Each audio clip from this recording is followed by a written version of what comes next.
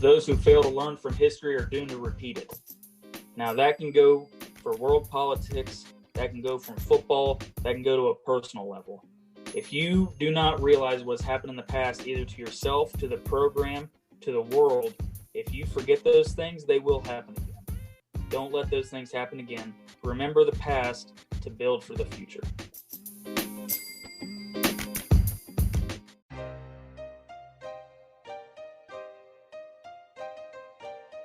You are now tuning in to the Roughnecks Podcast with your host, Cole Nixon. Much love. But thank you for tuning in to another episode of the Roughnecks Podcast. I am your host, Cole Nixon. I'm a senior at Ohio Wesleyan University in Delaware, Ohio, majoring in business marketing with a minor in data analytics. I also play football for the Battling Bishops with a love for sports and entrepreneurship. That's why I started this podcast. I wanted to be able to share the knowledge and advice of sports figures and entrepreneurs with all of you. Just about every week, I try to bring on a guest who is viewed as a leader and motivator in the world of athletics, coaching, entrepreneurship, business, and just life in general. A new episode is released every single Monday morning at 10 a.m. Eastern Time. Don't miss Motivation Monday at the end of each episode. Be sure to follow us on Instagram at Roughnecks Podcast and Twitter at RoughnecksPodC1. If you want to contact the Roughnecks Podcast about potential sponsorship or collaboration, then message us on social media or email at roughneckspodcast@gmail.com. Make sure you subscribe, rate, and review so you don't miss any of our future episodes. Shout out to Dante Fair for the podcast music introduction and P&H Studio for the logo. Now let's get into this week's show.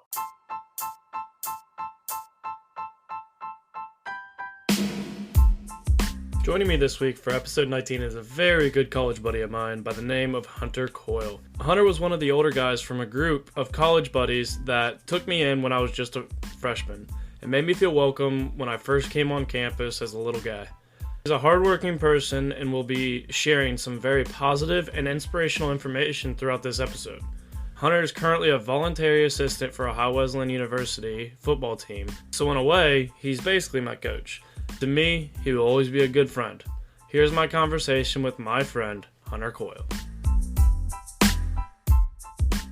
Welcome back to another episode of the Roughnecks Podcast. This is the 19th episode and the last episode of the month of January, which has the topic of inspiration. The monthly topic idea was inspired by the Champions Manual. I've been talking a lot about it, and for those of you who, the consistent listeners know exactly what I'm talking about, but the ones who are maybe just now tuning in, I'll give you a brief rundown of what it is that we call the Champions Manual. Champions Manual is something that was given to me and all of us players at Ohio Wesleyan University by our head coach, Tom Watts. It has many topics in it like focus, discipline, adversity, and many others. Each month we'll have those topics in mind. The Champions Manual is something that Coach Watts took from former Youngstown State and Ohio State head coach Jim Tressel. Coach Tressel called it the Winner's Manual and even has a book about it. If you have read the book, then you know exactly what I'm talking about. If you haven't, I highly recommend reading it. I just finished reading it the other day, and it's a very beneficial book. My guest this week has a lot of experience with that Champions Manual. Isn't that right, Mr. Coyle? That's right. That's right. Enough to go around twice. Yeah. So welcome to episode 19, Hunter Coyle. Yeah, thank you. Glad to be here. We've known each other for about 4 years now. You're one of my closest friends from college. We've had some fun times, needless to say. We won't discuss those on here, but we'll just leave it at we had good times, especially that trip to Tennessee. Yeah.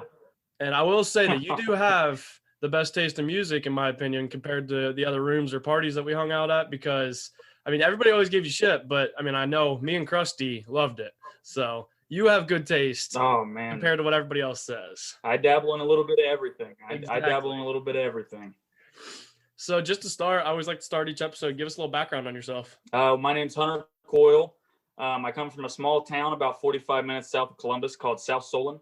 It's right off of Interstate 71 by the big Tanger outlet mall down there. That's how people usually, that's the biggest landmark around to pinpoint where I'm from. Yeah, I went to Madison Plains High School. I played football and I wrestled for 2 years there. Then I ventured up to Delaware, found myself in the best thing that could ever happen to me there at Ohio Wesleyan. The football program changed my life and who I am as a person.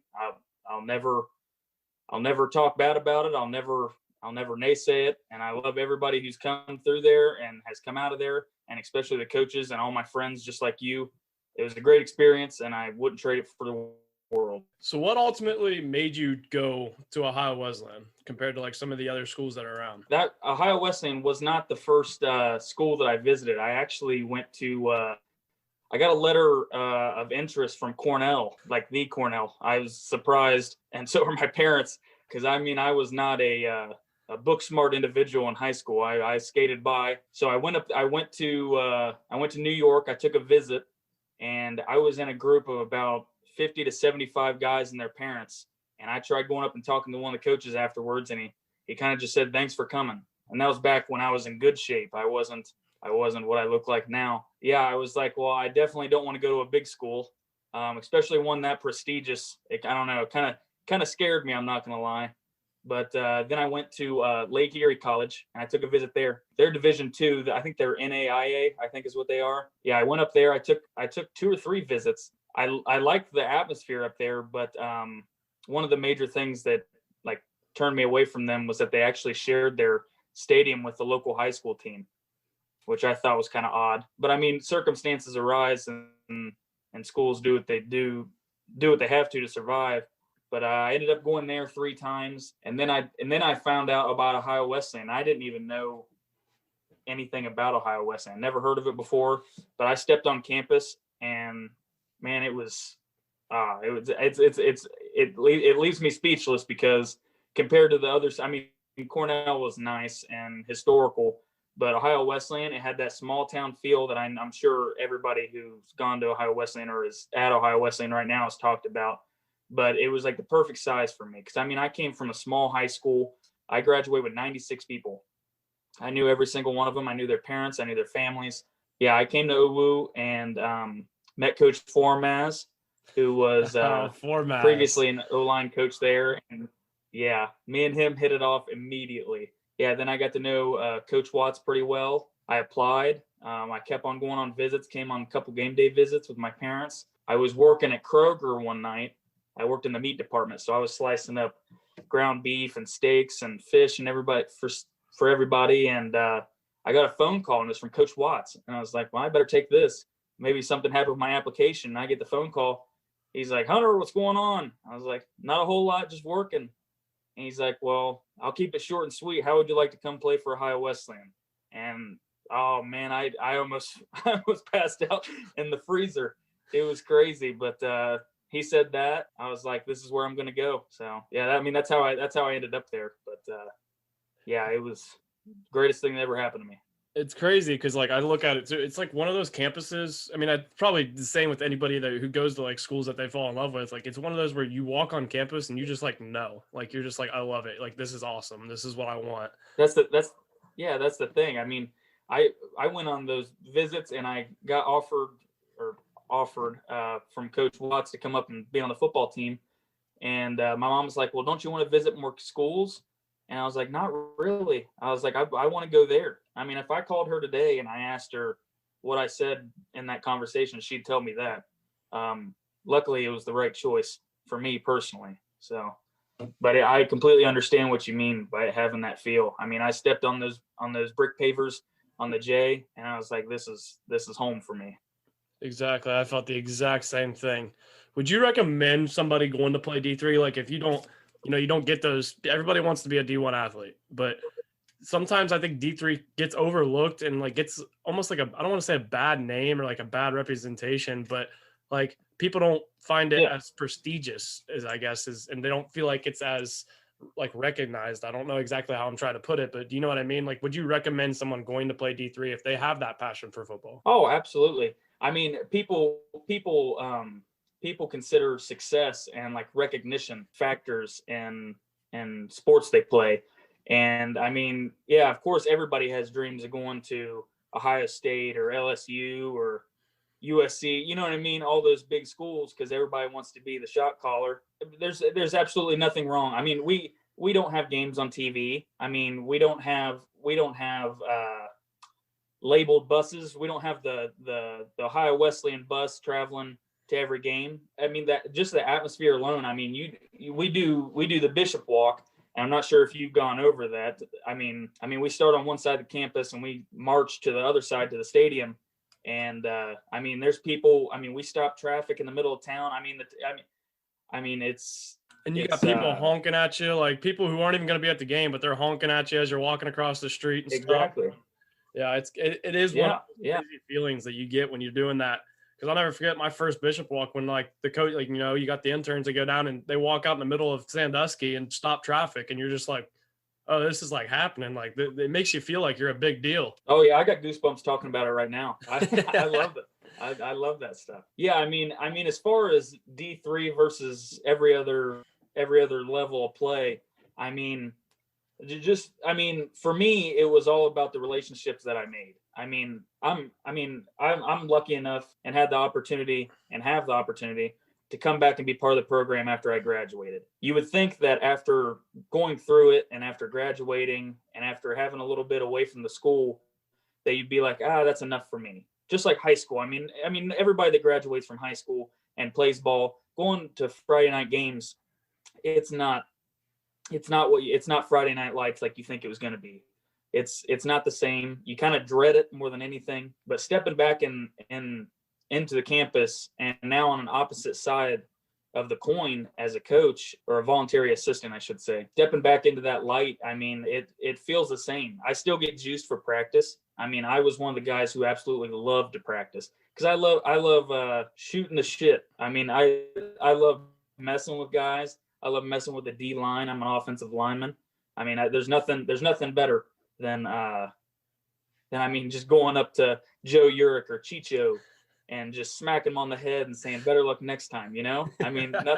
Nothing grinds a defensive lineman's gears more than that. It's all about how you specifically view the sport. Are you wanting to get recognized, or do you want to play a game to better yourself as a person, in my opinion? If I wouldn't have played, at all, like any level, I would have dropped out from school. I would have not had the opportunity to coach like I am right now. And I definitely wouldn't have met the friends that I've met, including yourself. Yeah, relationships did it for me. Coaches, players, people around the school. It's just all how you view it, I guess. Of course, there's the guys that are dead set on going and being on TV and,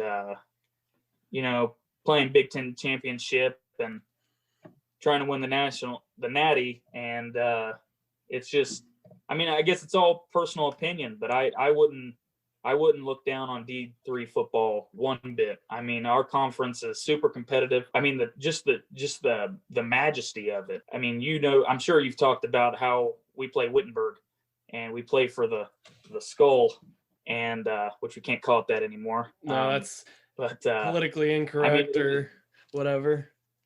Yeah, it's not allowed anymore. But the rivalries are all the same. We still, I don't want to use the word hatred, but there's a hatred for the other team. There's a dismissiveness towards the other team that I would imagine that, not the same level, of course, but Ohio State, Michigan. There's still those kind of rivalries, but it just doesn't have the flash and the cameras going off and people booing and cheering in the stands. It's just scaled down.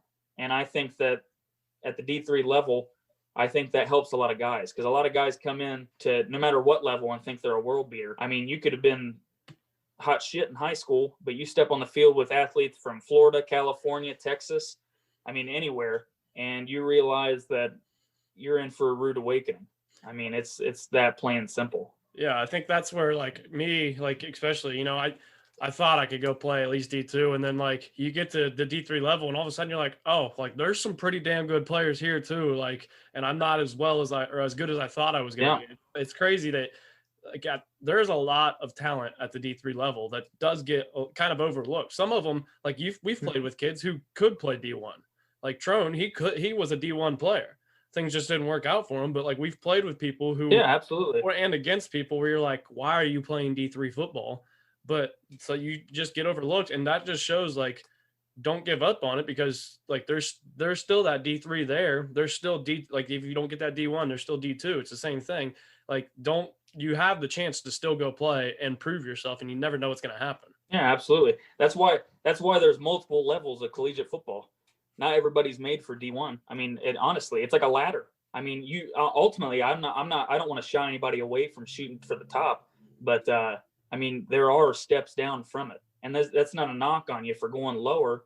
It's just maybe the D1 lifestyle just didn't fit you right. You know what I mean? I mean, it's the truth. I mean, and also, I mean, money's a big part of it. I mean, you could go, ideally, any good and solid and just great football player could go D1, but they might not get a scholarship. You know, I mean, money's a big factor. So I mean, the coaching staffs of those bigger schools, which isn't a knock on them, they expect you to be there for 1 or 2, maybe even 3 years before you get a scholarship, and you're paying for the school out of pocket. I mean, that's the nice thing about about the smaller universities and D3 football, is that it gives the opportunity for people of any magnitude of player to come and showcase their skills. And don't get me wrong, I mean, I didn't think anybody watched D3 football. There's a lot more D3 football talk than what there's led on to be. I mean, you get on Twitter, and I'm not one to go and be on Twitter all day, but if you look in the right places on Twitter, you'll find all kinds of stuff for D3 football, no matter where it is. Well, heck, look at the dude that just got the job for the Chargers. He was a D3 football coach for a team in our conference, I believe, or maybe it was a team in Ohio. I know that, but yeah. But either way, like he started out it's as a D3 coach and then worked his way up to now NFL head coach. And it's the same. Also, I feel like with playing, like if you don't get that D2 offer or D1 offer and you have to go play lower, it doesn't mean that that's out of the question. It means you have time now to go prove yourself. And if you still want to make your way up, you still can. Exactly. That's also the reason there's a transfer portal. And we're all part of the NCAA. So all that's possible still. There's nothing wrong with showcasing your skills at a lower level and making coaches realize what they missed out on. Exactly. Yeah, it is. It's not, you're still playing football and you're still building that brotherhood and that like connection. And you kind of touched on a little bit, but like football is one of the, I feel like, most unique sports, because I feel like you learn more about life through football than any other sport. Like, and you grow more as a person through football. Not a knock on any of the other sports, but I don't know what it is about football, but there's just a different like mentality with it. And like you learn a lot more through that sport. Cause like you said, you were a multi-sport athlete in high school and so was I. But like, I look at the lessons I learned, most of them were through the football. Yeah. I mean, when I came to Ohio Wesleyan, I found out that I was a morning person. I mean, the 6 a.m. lifts and workouts on Thursday mornings. I mean, you'll see guys roll in there and they still got bags under their eyes and they're practically carrying their pillow and blanket. And I'm there ready to rock. I didn't know I was a morning person in high school. I never had to wake up that early. But you wake up at 5 a.m., you get to the weight room early, you realize that not everybody's cut out to be a morning person. And I found out that that's my favorite time of the day. It's crazy what you learn through football. So, I mean, that's a skill. Yeah. I mean, being able to wake up on time completely through your life, it travels with you no matter how old you are. I mean, if you can't show up to something on time or early, which was, I mean, I showed up to almost every meeting an hour early, and I got made fun of it, but I was never late for anything. But I mean, that's one of the key components of football that I learned and I still carry with me is I show up early to everything, whether that be a cookout, whether that be a movie. I mean, I take it everywhere. Exactly. And like, that's where football, like, because if you weren't on time for stuff, guess what? The next morning at 6 a.m., you were going to be at the track running a mile, a bishop or a half a bishop mile or a bishop mile. And nobody wants to do that. It is awful. Exactly. And I mean, that's another thing that football has is consequences. I mean, I don't want to sound like an old head or anything, but in the world today, there's not really any consequences for anybody. I mean, not unless you do something serious, like you actually break a law. But I mean, if you do something wrong or you miss something in today's world, I mean, it's, we'll catch you later. That's it. It's just a pat on the back next time. Football, you miss something, you miss running out for a special unit, or you miss running out for a huddle or something like that. Next guy's up. So that's just like life. Like you miss an opportunity, or you're late to work too many times, or, you know, you don't show up to this meeting or you miss this, and guess what? They're going to pass you by. and you may even lose your job. Like they'll give it to Exactly. somebody else who can do it. And Yeah, so it's weird. It's the same exact thing. It translates exactly to life. absolutely. 100%. So you're a history major, correct? I am. Was that always your choice of major, or did you end up changing it to that? Well, I mean, in high school, I went to a really rural high school. I mean, I was surrounded by cornfields as far as the eye could see, and all of our family friends were farmers. So I thought the logical thing to do would be a farmer. Well, it comes to find out, farming's a lot harder to get into than it is to maintain. So I quickly realized that wasn't going to be a possibility for me. I mean, I had a class in high school with Mr. Jackson and Mr. Harold. They'll never hear this, but it was civics English, 1 and 2. So I had a freshman year and sophomore year, and they offered some other classes in and out. It was English and like social studies tied together. And they were so enthusiastic about the way they taught and the way they explained things for young minds to hear that I was like, this is what I want to do, because I went into that class every day excited and smiling. I mean, it may not have been for everybody, but it personally impacted my life and made me a better student. And it made me, I mean, I know a lot more after going through their classes, and I got to experience a lot more. With a history class, I mean, we took trips to New York and Washington, D.C. I mean, that's not something everybody gets to do. And I mean, the opportunities that you have as a history teacher, which is what I eventually plan on doing, are just endless. I mean, there's an infinite amount of ways to tie in current events to historical events, and it's all super interesting to me. That's pretty much how I landed upon a history major. But I also, in high school, you'll think this is hilarious because it is hilarious. So we took this test. I can't remember. It may have been the ASVAB or something like that. It wasn't the military one, but it was just like a career test. I took it, and then you meet with the guidance counselor of your school individually. And I met with her, and nobody in my family has ever gone to college before, and she knew that. She looked over my scores and what I scored high on, and it was either become a mechanic, or she said I could be a bus driver. And I was like, I mean, I took that as an insult at the time, but looking back on it, I was like, she doesn't know anything about me. And she determined so many people's futures because people trusted her. And she's a wonderful lady. And I'm not going to say her name because I don't want anything going bad for her or anything. But she told me that I would meet new people every day and get to see new places every day if I was a bus driver.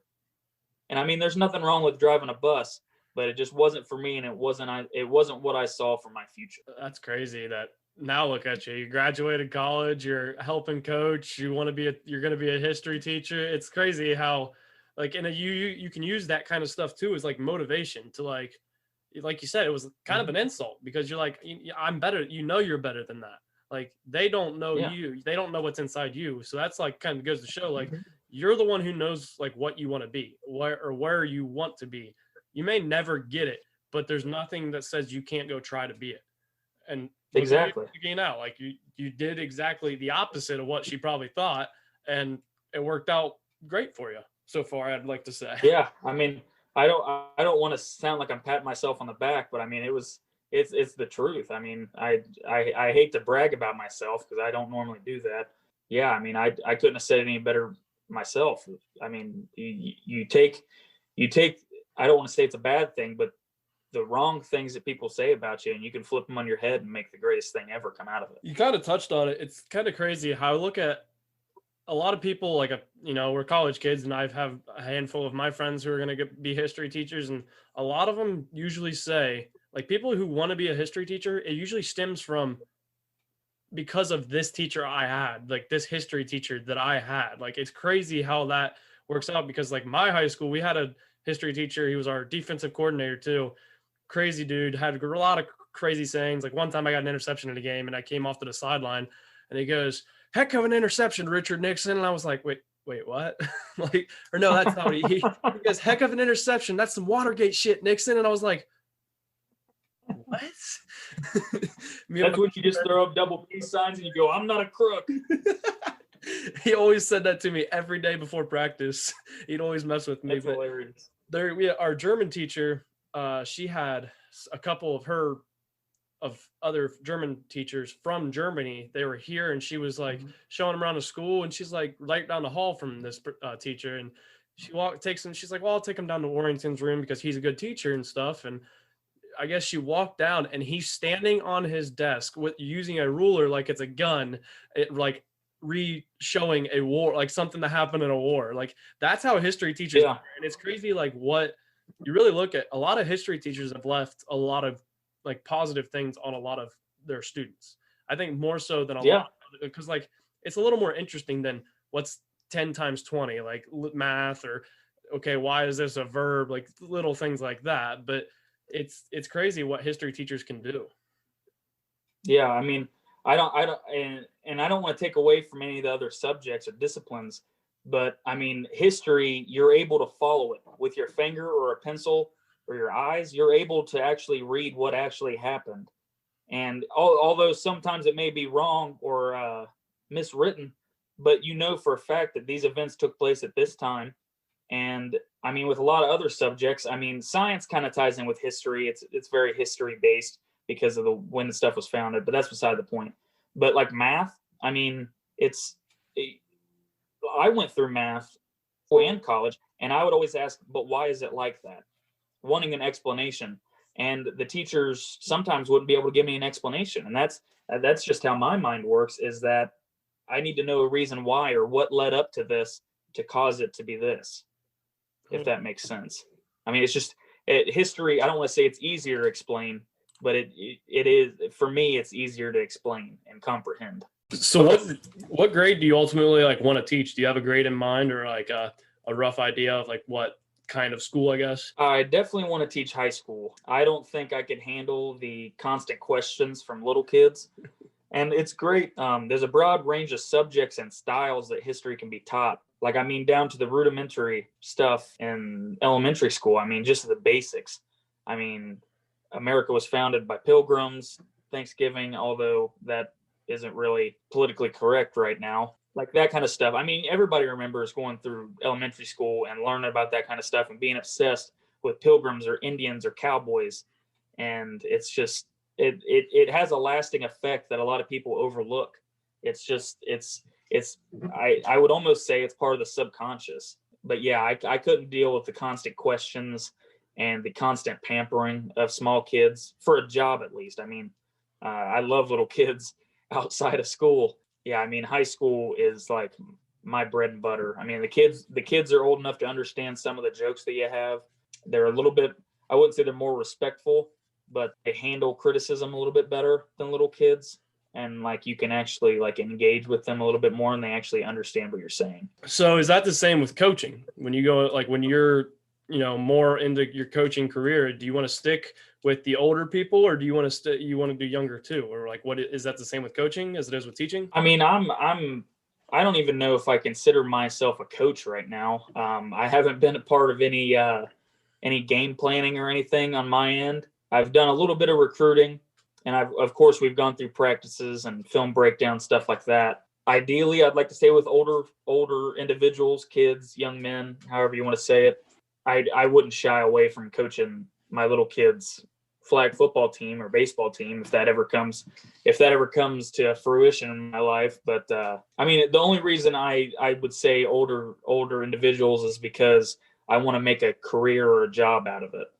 That's really the only reason. But I mean, if the opportunity presents itself, I would absolutely take the chance. So being an offensive line guy, is that what you want to coach? You want to coach on the offensive side? Do you want to be like an offensive coordinator, head coach? What kind like of coach do you necessarily want to be? I mean, eventually, I mean, if everything goes correctly and to plan, which there is never a plan.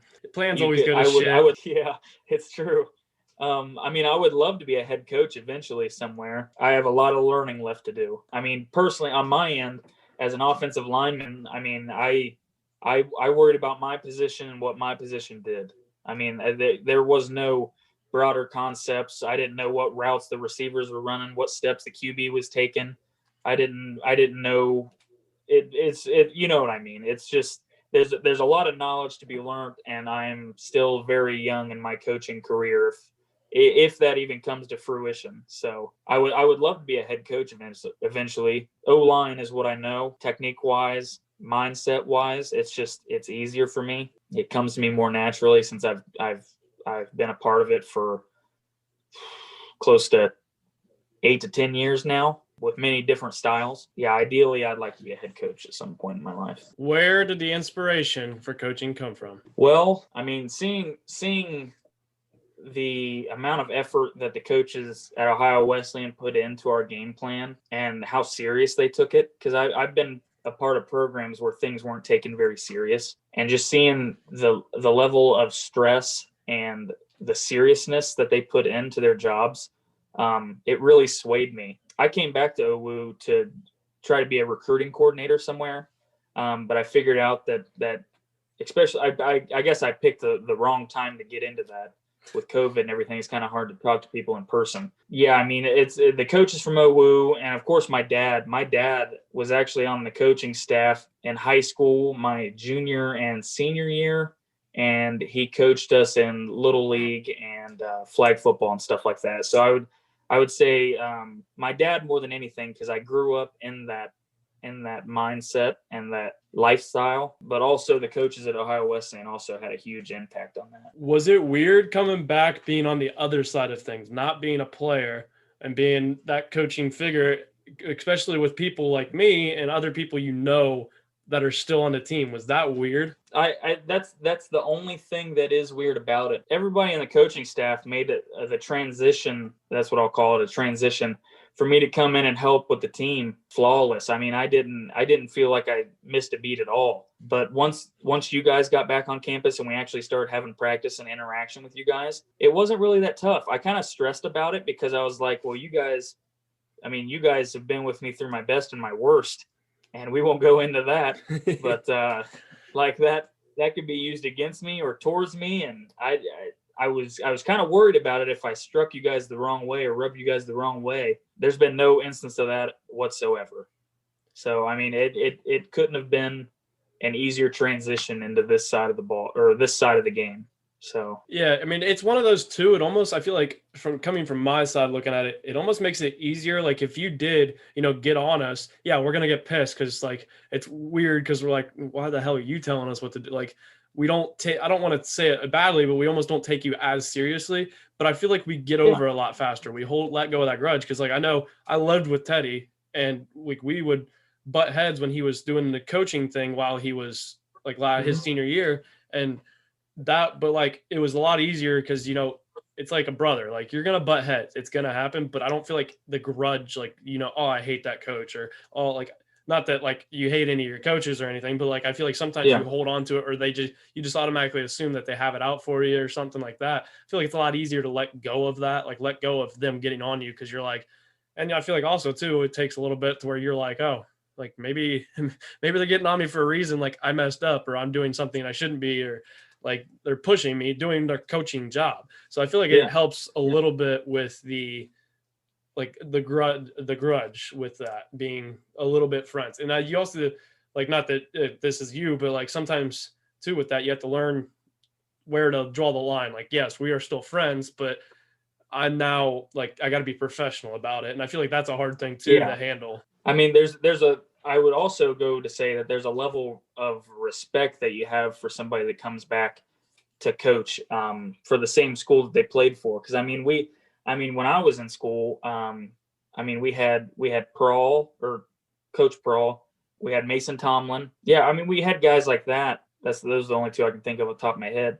But I mean, yeah, we gave them a hard time in individual drills and like before and after meetings. But when they got on you, you understood that. I mean, they're here to do a job and we're here to do a job, and those boundaries need to be respected.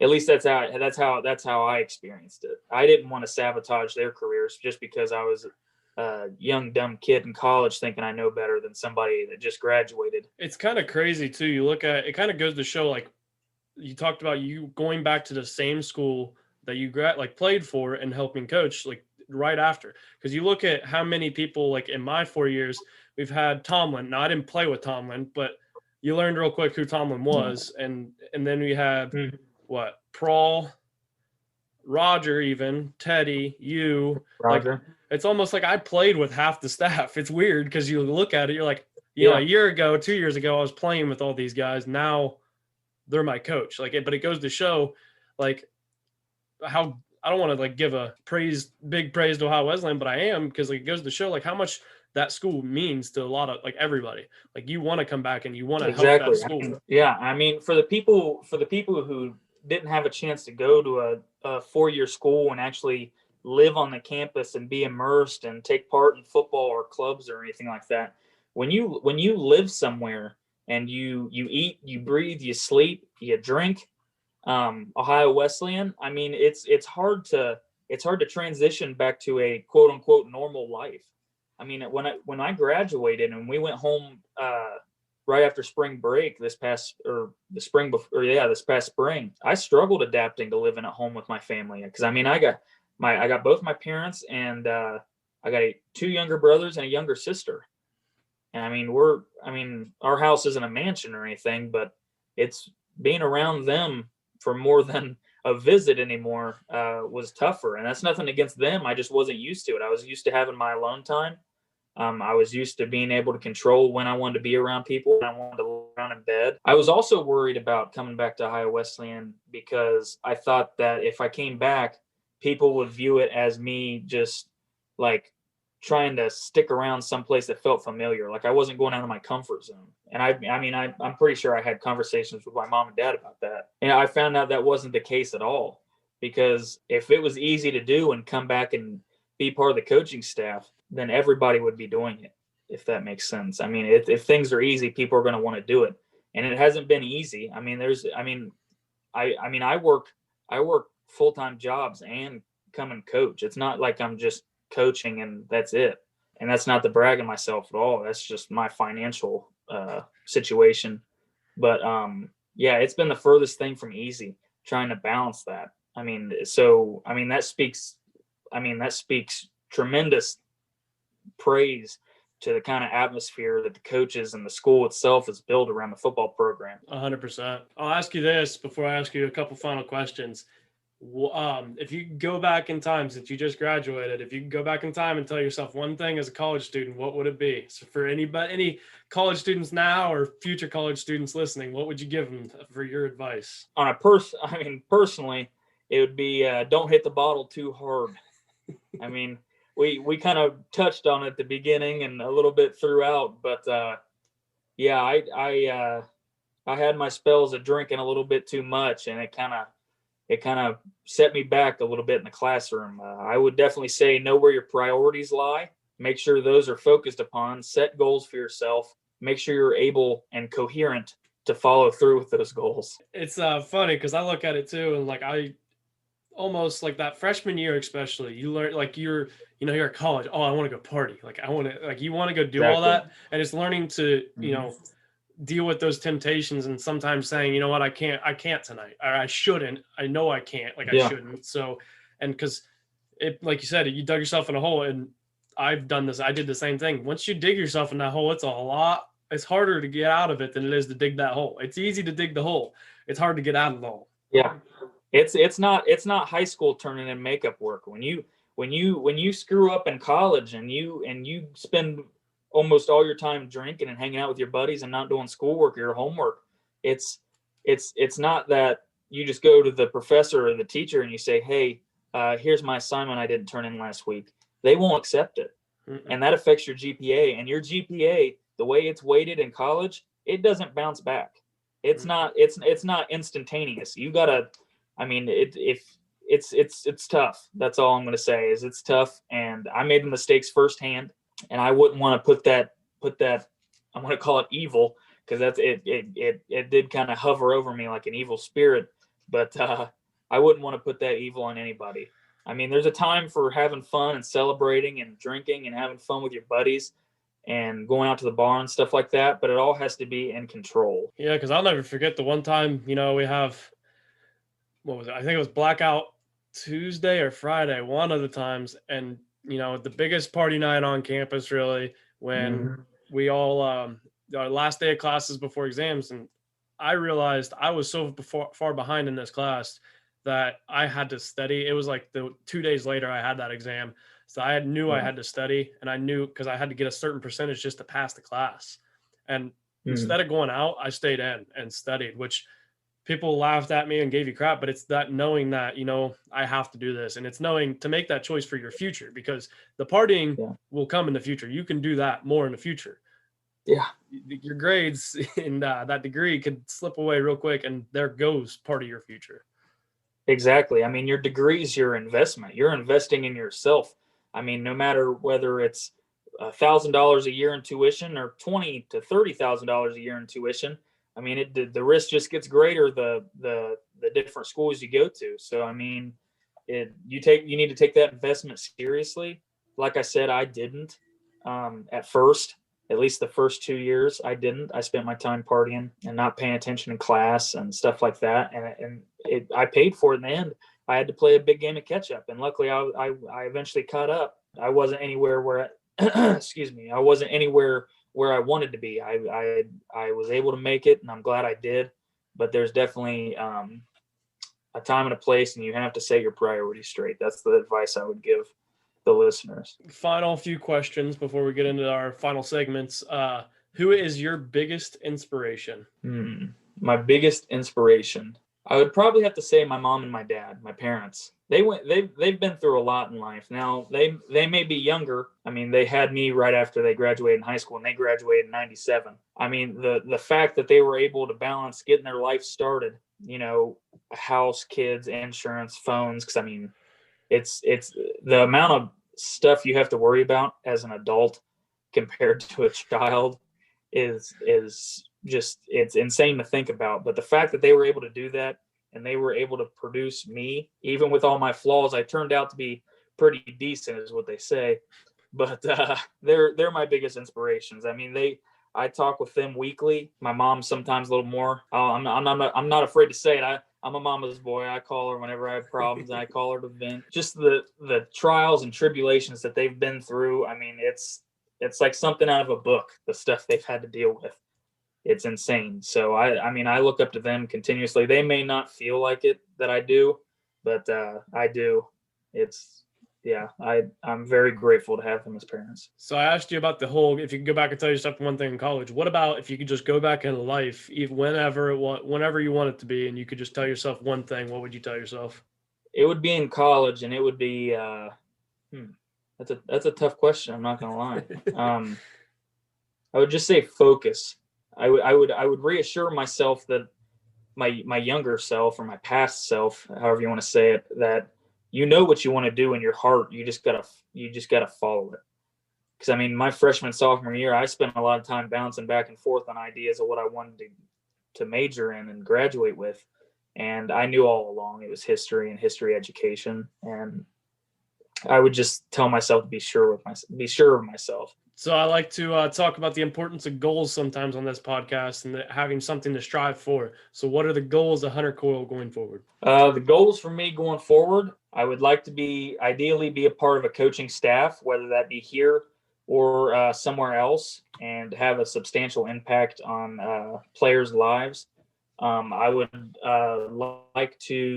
another goal I have is to get my teaching license, to where I can actually get a full-time teaching job, hopefully in history. I'd like to stay in touch with all my friends from school, whether that be high school and college. Those are my 3 goals. I like those, actually. Those are good goals, though, because those are like goals that really, that's the other thing, too. You look at it. Some people make these goals, but they're like, you look like no different than when we did our leadership meetings with the team goals. You have to find something that's honestly, like you think you can do. Don't make it too far or make it too easy. It's okay to have those easy goals to like check off, but find something like those are goals that are realistic and possible. But the only thing stopping you from achieving those goals is yourself. And you're also able to track them. That's another thing about goals. You have to be able to track and measure your goals and see how far along you are, and what you need to do different, what you need to do better. Or what you need to do completely different. I mean, you have to be able to track your goals to be able to know the status of your goal, I guess would be the best way to say it. You don't think about it when you set a goal initially. You'd be like, I want to be I want to be super rich. Well, I mean, technically you can track that one, but what are the steps you're going to take to get super rich? What are the steps you're going to take to be financially stable? I mean, there's levels to being rich. I mean, being able to pay your rent and not be behind, being able to go out to dinner whenever you want, being able to go buy a car you want without having to worry about anything else. I mean, there's levels to everything. And I think being able to have an attainable, measurable, and sound goal are very important. I like that. As we start to wind down this episode, I want to wrap up with my favorite segment of the podcast personally, which is Motivation Monday. Motivation Monday is where I allow the guests to give a little inspiration to our listeners out there listening on their Monday mornings. So what do you have for episode 19's Motivation Monday, Mr. Hunter Coil? I am going to have to look at a sheet of paper that I had to write this down on, but it's a famous quote from Winston Churchill, who was a British prime minister back during World War II. It's those who fail to learn from history are doomed to repeat it. Now, that can go for world politics, that can go from football, that can go to a personal level. If you do not realize what's happened in the past, either to yourself, to the program, to the world, if you forget those things, they will happen again. Don't let those things happen again. Remember the past to build for the future. Look at Hunter Coil getting inspirational. I like it. I like this side of Hunter Coil. That's right. I started something new last week with Carter Franklin. It's called Rapid Fire. Rapid Fire is a segment. I'm going to ask you a handful of questions. You try to answer them as quickly as possible. They're like this or that questions. You ready? Okay. Xbox or PlayStation? PlayStation. Instagram or Twitter? Twitter. Twitter or Facebook? Ooh, I have to go Twitter. I threw the Facebook in there because I knew you liked Facebook. I am on Facebook. Mountains or beach? Beach. Winter or summer? Definitely summer. Spring or fall? Fall. Summer or fall? I'm going to have to go with summer on that one. Night owl or early bird? You already answered this now. Yeah, early bird. Coaching or teaching? Ooh, I'd probably have to go with teaching. That's the ultimate goal. Final one, guard or tackle? That's a solid one. That's a good one. I wasn't expecting that one. I'm going to have to go guard. That's a wrap on episode 19 of the Roughnecks podcast. Thank you so much for joining the show this week, Coil. Yeah, thanks for having me. It was a great time. This is also a wrap on the month of January, so that means inspiration is over as well. But keep inspiring others. Don't stop inspiring others. Just because this month's over for us doesn't mean you can't be inspirational. Next month's topic will be released on Sunday, January 31st on our social media, so be sure to check that out. But for now, Roughnecks out.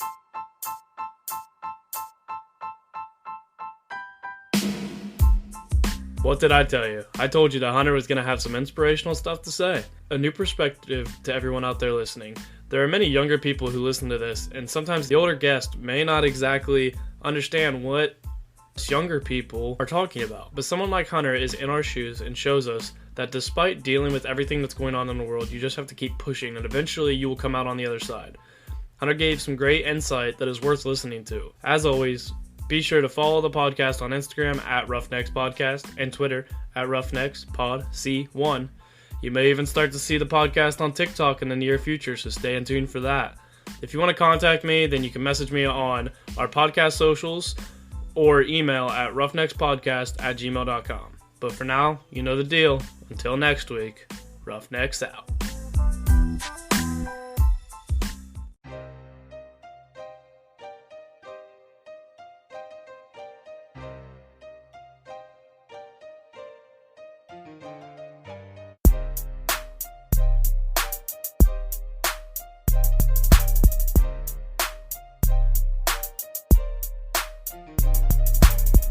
Oh, thank you.